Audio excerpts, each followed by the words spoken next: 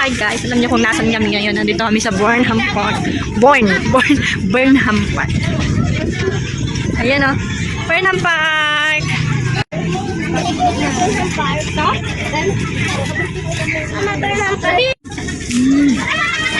Itong kakainan namin. Kakain muna si Eunice. Biglang nag-aya-ayan siya ngayon. Dito kami sa Burnham. Kakain kami ng lugaw. Ayan o. Mama, can you have dinner eggs? Ako biglang nag-aya. Bumaba kami dito sa Burnham Park. So ayan ang kulit-kulit niya.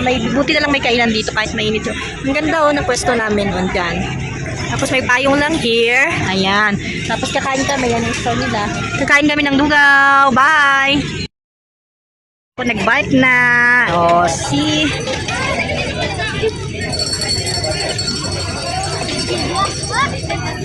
Go!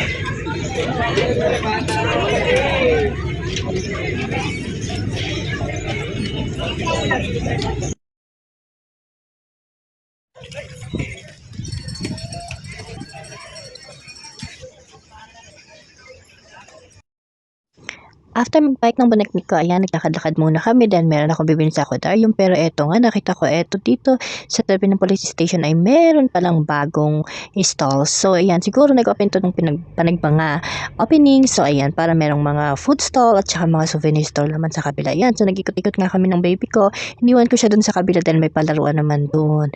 So 30 minutes yon. So ako umikot ako dahil sabi ko na-amaze naman ako. Ngayon lang na naman ako nakagala at nakita ko nga itong mga stalls na to. Pero at dahil naubusan na kami ng money, ayan na nga, hindi kami nakapag-food trip. Ikot-ikot lang muna, ayan. So, ang dami-dami palang foods here and foods there. Sayang naman, wala kaming talang money. Pero okay lang yan kasi nakikita ko itong mga food I'm happy na.